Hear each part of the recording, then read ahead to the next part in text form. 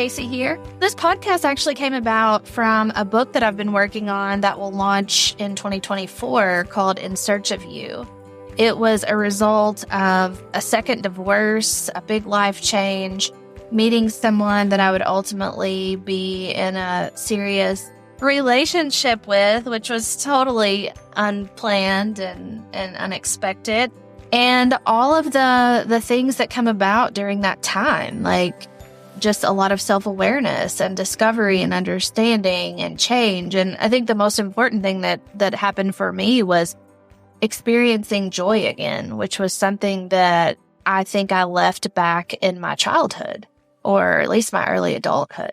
We spent a lot of time just like talking in this podcast. There will be a lot of conversations built off previous conversations that Casey and I had of like, why is this going on? Or why do we feel this way? Yeah, it's nice too. I think I can't imagine having gone through this whole change and life transition without Kelsey. I mean, you're actually kind of the cause of it, so I don't guess it would have ever happened without you. But we're both licensed professional counselors. And even though I haven't actually practiced in several years because I've been running a couple of businesses, Kelsey does. And it was so helpful to be able to not only have a best friend who I could talk to about some of these struggles, but having someone that has that clinical background that can put a little bit more grounding and foundation to what I'm saying.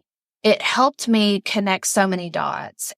In the book, we talk about the big things in our lives and the little things in our lives and how the big things are like fence posts and the little things are what connect it. With Kelsey's help, we were able to make so many connections, just those little things that we do now as adults, and especially in relationships that are just kind of weird. And they're like, why the heck am I doing this? And then we can start to go back and look at that core and where that started from in the first place. I think one of the biggest things for me was that while you were talking about some of the things that made me be able to open up about things or maybe create some self-awareness around that. And I remember the conversation we had about going to therapy and what that looked like. And we're both like, okay, maybe we both need to go to therapy. And then we spent a lot of time like processing what we learned. That was really nice.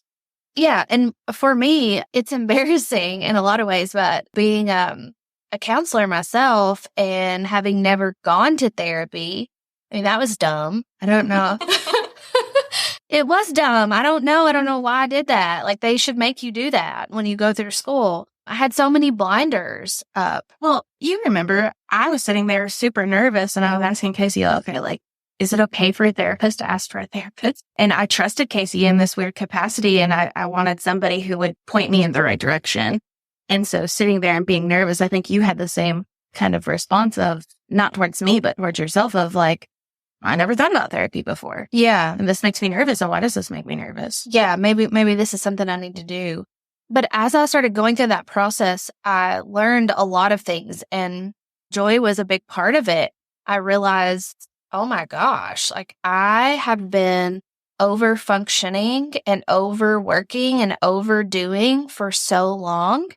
Why am I doing that? You know, of course I wanted to be successful and I had goals and dreams and all of these things, but there was more to it than that. And it wasn't until I started going through therapy and having more conversations with you that I realized I was doing a couple of things. Like one, I was distracting. I was avoiding the things that I really needed to pay attention to. And I kept searching for something. It was like every new business I started or every new idea I had, it was... What was the original book title when you were like thinking about, okay, I need to create this book? And it was Shiny Objects, right? Yeah. Chasing Shiny Objects. Yeah. And you thought that was going to be it. Yeah, but it wasn't, because at the end of the day, it really wasn't about shiny objects. It was about, I was chasing fulfillment and I wanted something to make me feel something. And through this whole process and what we're going to talk about and discover on these podcast episodes is that a lot of people feel that same way. They're out here trying to better their their looks, their hair, their face, their makeup, their clothes. They're trying to better that so that they feel better. Not that that's a bad thing, because that's not a bad thing. Or maybe it's that they're searching for other jobs. Or like external validation. Yeah. And that'll only get you so far. It will only take you so far. And at the end of the day or at the end of the night, when you're laying in bed shoveling Unisom down your throat so you can actually sleep, you realize that none of that stuff really matters. What matters is how much you love yourself. And to love yourself, you have to know yourself. And to know yourself, you have to give yourself space and time and stop chasing and stop doing and stop wanting more so that you can have that type of awareness. All that to say, the big problem that we're talking about in this podcast is overfunctioning and lack of fulfillment and lack of joy. And just bringing awareness to the forefront and talking about things that other people have probably experienced, but never taken the moment to give credit where credit is due and look at some of those things. Yeah, and have conversations that are hard. I remember at one point in therapy, my therapist was listening to me ramble on about something, and she said, "Wait, have you ever said these things out loud before?" And I was talking about a previous relationship and these little things that were happening. And she said, "Have you ever said these things out loud?" And I was like, "Oh my gosh, no." And she said, "Well, how does it sound to say them out loud?" And I said, "Crazy. This is crazy." And she was like, "If you would have said these things out loud when they were happening, if you would have talked to a best friend or a therapist or somebody that you trust, would you have stayed in that relationship as long as you did?" And 100% without even thinking about it, I said, "Absolutely not."